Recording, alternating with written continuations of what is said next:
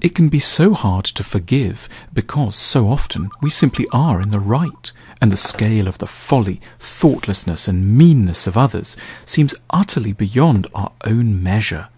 But there are two inviolable ideas which should nevertheless, in the face of the grossest behaviour, be kept in mind to increase our chances of being able to forgive. Firstly, we must remember how the other person got there, to this place of idiocy and cruelty.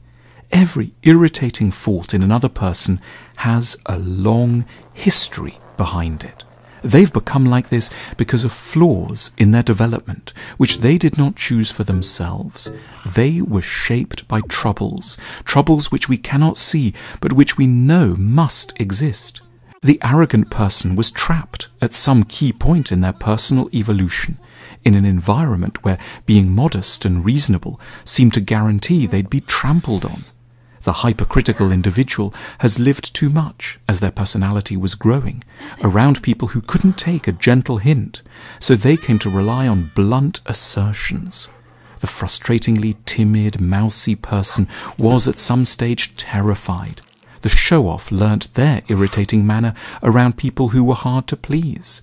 Behind every failing, behind everything that's wrong and infuriating about those we meet, is a decisive trauma encountered before someone could cope with it properly. They are maddening, but they got to be this way without meaning to. To forgive is to understand the origins of evil and cruelty.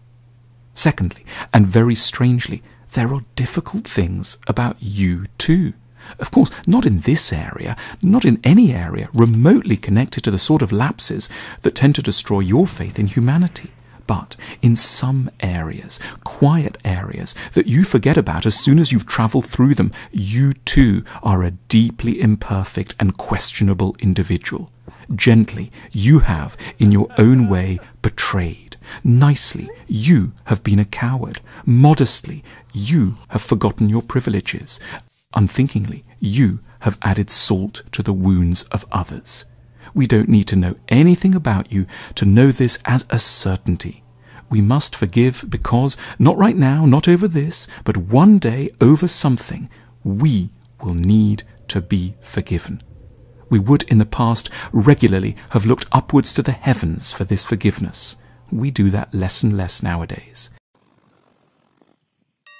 But that doesn't attenuate the need for some moments when we limber up to utter that most implausible word, sorry, or indeed stretch our ethical imagination in order to pronounce those even more arduous and unnatural sounding words. I forgive you.